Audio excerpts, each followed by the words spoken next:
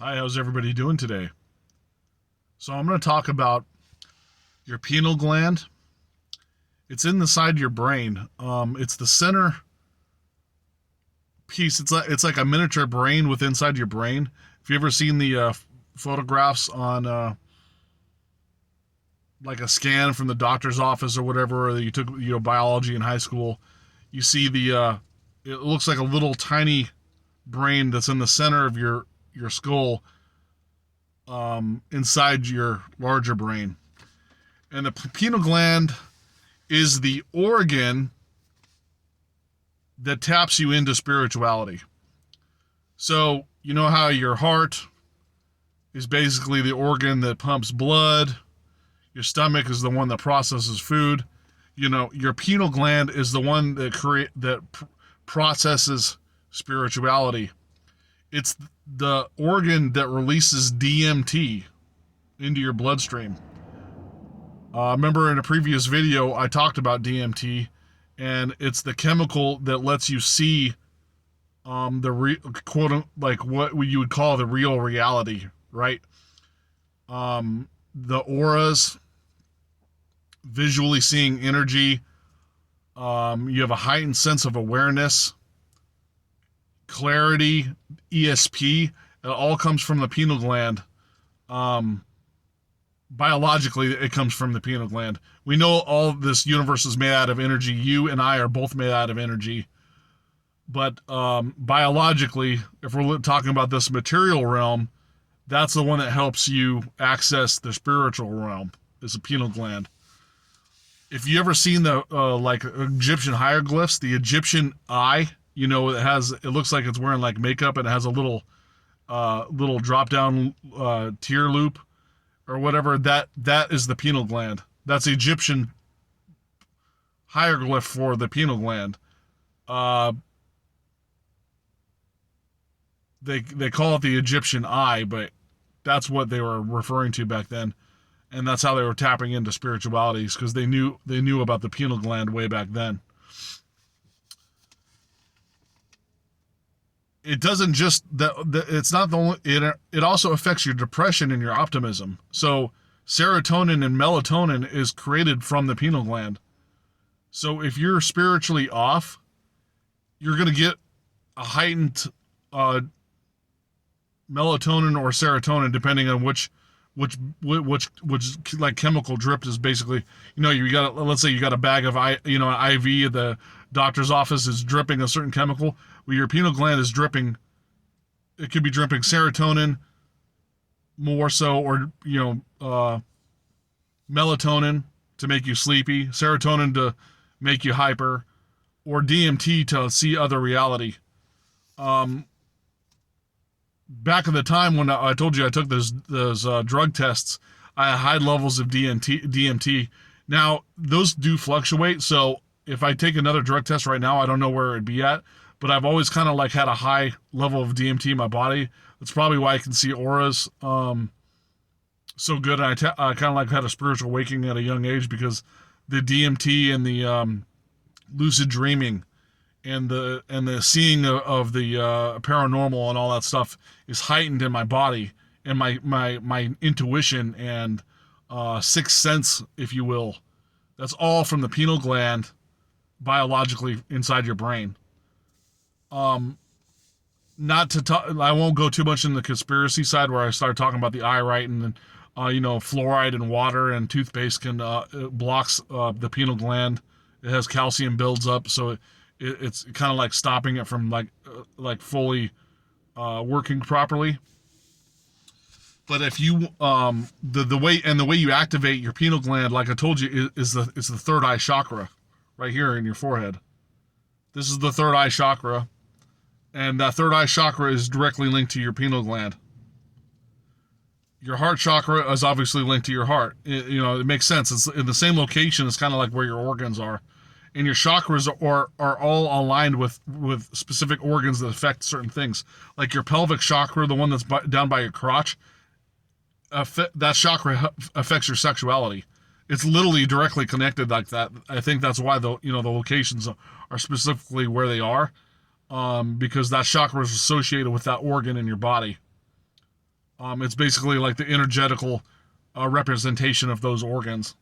So the pineal gland is extremely important, just like your heart, right? Because if you want to be spiritual on any level, or regulate your depression, or your positivity, or your optimism and all that stuff, that's coming from the pineal gland. And I know they talk about ESP from your frontal lobe and stuff like that, but in reality, it's the third eye chakra and the pineal gland that's like helping your frontal lobe for that heightened awareness and stuff like that. They're, well, everything's all connected, right? And that's basically what it is at its core. The chakra is the core from the pineal gland. And I don't know, we're not really, like I said, all this information we're really not taught that much in school.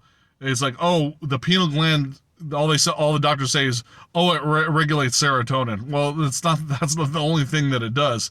The doctors know that it releases DMT. They're educated on this and they don't tell you. So if you're meditating and stuff, you kind of want to like have a realization that the pineal gland is releasing DMT. Having the realization and knowing thyself, if you know yourself very well, you actually help get in touch with yourself very easily. So if you want to talk to yourself subconsciously, like literally talk to yourself in the subconscious mind, you go into that meditation and talk to yourself like you would say, Brandon, I already talked to myself. No, like in the deep connection with the subconscious mind while you're meditating, you can talk to your subconscious mind, and sometimes it can talk back to you. And it does this in several different forms. The one that if you believe it enough, because it's all based on belief system. So if you believe it strong enough, you'll like in your meditation, you will actually appear in front of yourself looking back, kind of like it's not a mirror. It's like you're visually seeing a version of you, and it's your subconscious mind, and you can actually ask it questions and it can talk back to you. I haven't done that in 20 years, and that was right around the time where I did the out-of-body experience. So I think they were connected because it was like 1 month difference between when I talked to my subconscious mind and 1 month difference when I did the out-of-body experience. Now, the process, the step that I didn't tell you about before about how to have an out-of-body experience, when you're laying there meditating, you ground yourself, you do the breath work. Please go back and watch the previous video on it, so I'm not like having to go through all the procedure again. But you're going to lay there, and you could be laying, and you have to lay still for like 2 hours. If you feel like you have to scratch yourself, because what happens is your body starts reacting to your complete stillness while you're awake, you'll start like itching and stuff. Try not to itch yourself. If you have a bug crawling on you, obviously trying to like brush it off, right? I'm saying you can do that kind of thing, but try to refrain from touching somewhere on your body or scratching your face or you're rubbing your eyes and stuff like that. Take deep breaths. And when you go into that focused meditative state where you're not thinking anything, you're just like being completely present, you'll start feeling your body vibrate. And this could take 10 minutes, this could take an hour, it could take up to 2 hours to 6 hours. It took me 2 hours to get in a state where I start feeling my body vibrate. When you start feeling your body vibrate, your pain level drops significantly, so you stop feeling pain, and you feel like you're more in touch with energy. And all of a sudden, your body feels light. When you feel that vibration and your body feels light, you consciously have to choose to jump out of your body. And you're usually laying on your back when you're doing this. So, like, imagine yourself laying back and imagine yourself lifting up out of your body, because it's actually, that jump out is a choice. You have to make that choice to, like, I'm going. Like, and when you're focusing on that white light, you're focusing on that white light, imaginary white light. Sometimes you can see it, sometimes you can't. You're trying to jump into that light. And then, boom, the surge, and then you have that out-of-body experience. And I told you when the first time I did it, I was, like, moving through walls and stuff, and I could fly. But I was freaking out because I thought if I stayed out of my body too long, I was going to die. that's not true, but at the time, that's what I felt was going to happen because I was worried about, oh, I saw the light. I just jumped out of my body. If I don't get back in my body, I'm going to suffocate or die. Or like, I'm going to die if I don't get back in there. So I tried hard to go back into my body. So I was only having an out of body experience for probably like 2 or 3 minutes. But I was like flying through walls.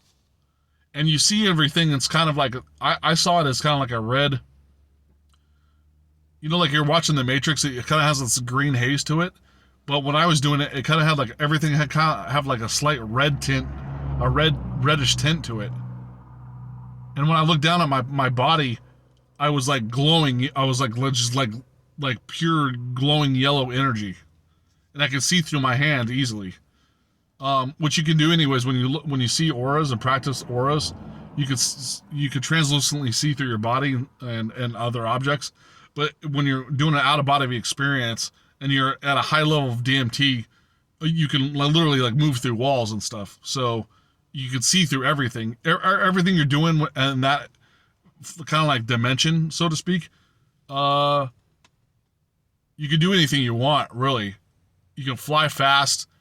You can go through walls. What I said, you can go up to like and talk to people, which I find it's kind of weird, I guess. But you can go up to them and talk to them, and they'll hear you, but they won't see you. So they'll be freaking out like it's like a ghost or something, or they thought they were sleeping or something when you say something to them. And you can also do influence when you're doing this. So just be mindful. They're like it when you're having the out of body experience. Everything's definitely based on your morals and ethics. So if you're doing something quote unquote would be nefarious, that's what you're doing is a decision. But you can like do things that manipulate literally manipulate other things. Also be mindful, and I want you to be aware that also when you're in that realm, you'll see like dark entities, because you're kind of like you're in the spirit, you're partially in the spirit realm, so you'll be able to see other energy orbs and stuff a lot easier because you're kind of like you're vibrating at that energy, I imagine. So you can see the dark entities. You might even see some like demons and stuff, and they might even try to freak you out. When I did it, when I've done it, that time I saw one, but I didn't care. I was just like, get the hell out of here. I didn't even care about I didn't care about it. I'm like, get out of here, move out of my way. And the other time where I almost did it, but I didn't do a full jump out, I saw something in the window. But I didn't care because I'm not scared of them for some reason. I'm not scared of quote unquote demons, or what looks like shadow entities. It doesn't affect me much. But it could be fearful to someone else because they think it's like out of a horror movie or whatever. But it's just like, energy entities or whatever it is. I personally wasn't perturbed by it. I'm just giving you a warning that you guys might be perturbed by it. So just be aware of that. And that's all I basically wanted to talk about today. It's definitely very esoteric on this video.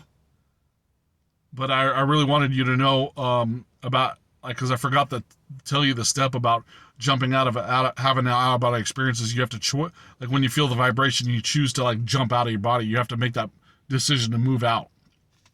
And of course, learning about what actually the pineal gland really does.